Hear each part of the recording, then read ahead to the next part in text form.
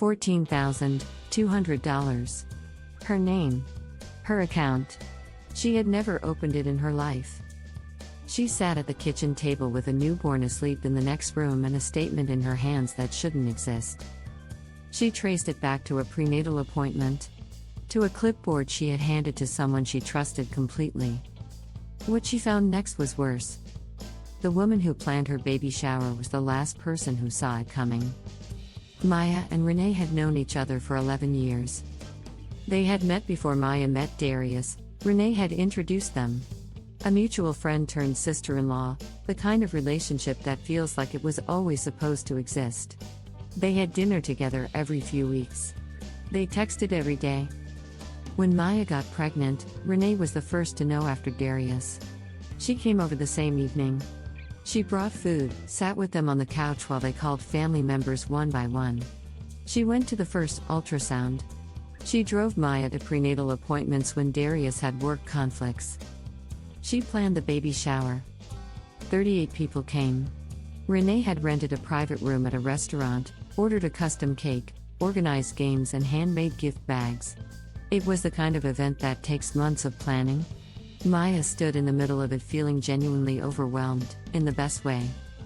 There was one guest she didn't recognize. A woman named Simone, who said she was an old friend of Darius's. Maya introduced herself, thanked her for coming, and moved on. She would think about Simone later. But not yet. For 11 years, Maya had told Renee everything. Her marriage anxieties. Her fertility fears. Every financial stress during the pregnancy. She had handed all of it over freely, the way you do when someone has been in your corner longer than almost anyone. There was one thing she hadn't said out loud. Not to Darius. Not to anyone. A small, quiet feeling she had been carrying for months, that something about Renee's interest in her finances didn't quite fit. It wasn't anything she could name. It was the kind of thing you push down because naming it feels like a betrayal of someone who has never given you a real reason not to trust them. She hadn't said it. She kept it to herself. Looking back, Maya would identify the first sign 18 months before the credit card statement arrived. She had mentioned to Renee that she and Darius were refinancing the house. Renee had asked more questions than the situation seemed to require: which bank, what their credit score looked like, what documents the lender had requested. Maya had answered all of them. She told herself it was just curiosity. Renee worked in healthcare administration. She liked to understand how systems worked. She told herself it meant nothing. There was the prenatal appointment in her 4th month. Renee had driven her when Darius was out of town. At the front desk, Maya had filled out a hospital pre-registration form: name, social security number, date of birth, insurance information, home address. She had handed it to the clerk. She hadn't thought about who was standing beside her. She told herself it meant nothing. There was Simone at the shower. When Maya had mentioned her to Darius afterward, he had been quiet for a moment. He said he genuinely couldn't place anyone by that name at his sister's events. He said he hadn't seen her there. Maya told herself Renee must have introduced her incorrectly. Gotten the story mixed up. She told herself it meant nothing. And there was the loan denial, 6 weeks postpartum, when she applied for a small home equity line of credit and was turned away. The loan officer mentioned irregularities in her credit profile. She assumed a data error. Something to resolve with a phone call. She told herself it meant nothing. 2 weeks after coming home from the hospital, Maya sat down to work through the mail that had accumulated. The statement was from a bank she didn't recognize. Her name. Her address. An account number she had never seen. $14,200. Charged over 7 months. The account had been opened while she was pregnant, the same week as her 4-month prenatal appointment. She set the statement down on the table. She sat very still for a moment. Through the baby monitor on the counter, she could hear her daughter breathing, the small, even rhythm of a newborn asleep. The kitchen was quiet. The rest of the mail was still stacked beside her, unopened. She sat there for a long time without moving. And then, slowly, the thing she had never let herself say out loud finally said itself. The questions about the refinancing. The clipboard in the waiting room. Simone at the shower, standing close to Renee, smiling at the camera like she knew something. The small, quiet feeling Maya had been carrying for months and refusing to name. She named it now. She called the bank. They confirmed it. She called a forensic accountant the next morning. Not a credit monitoring service. A forensic accountant. The accountant came back 17 days later. 4 additional accounts. $31,000 total. 3 years of activity. Every account opened using her personal identifying information, her SSN, her date of birth, her home address, her insurance ID number. The accounts had been opened in 3 different states. Billing addresses changed within 30 days of each opening. Every balance kept below the automatic fraud alert threshold. This was not opportunistic. Someone had studied how the system worked.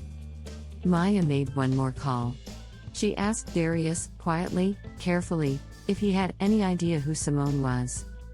He said no. He had never heard of her. Maya opened Renee's Instagram. Scrolled back to 2019. A birthday party photo. In the background, next to Renee, smiling directly at the camera. Simone. Renee's roommate. Maya closed the app. She didn't call Renee. She didn't tell Darius's family. She didn't post anything. She didn't say a word. She had a newborn in the next room and $31,000 of documentation on her kitchen table. And she knew exactly what she was going to do with it. Maya hired an attorney the following week. She did not tell Darius what she had found. Not yet. She had made that decision deliberately. When the charges were filed, the family would find out at the same time, together, with a full picture in front of them. She didn't want anyone trying to talk her out of it.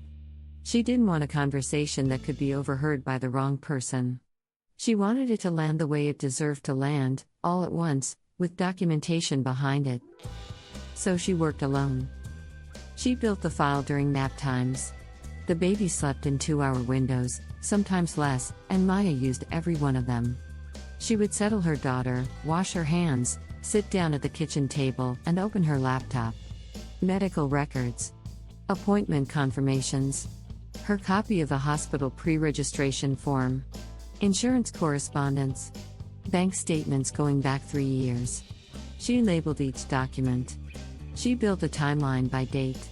She flagged the moments where her information had been written down, photographed, or spoken aloud in Renee's presence. She was running on 4 hours of sleep most nights. She was still healing from delivery. Some mornings she sat down at the table and had to remind herself to eat before she started. She did not stop.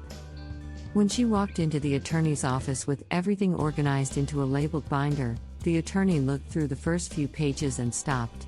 She said she had been practicing for 16 years. She said she had never had a client walk in with documentation this clean. Maya said she had had 17 days and a lot of nap times.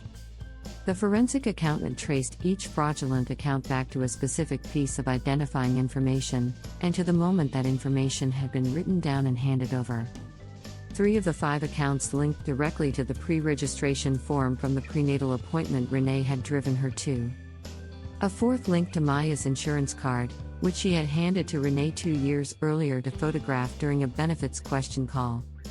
The 5th had been assembled from information shared across multiple conversations over 3 years. Information Maya had given freely, in confidence, to someone she considered family. The accountant also identified the IP addresses used to open 2 of the accounts.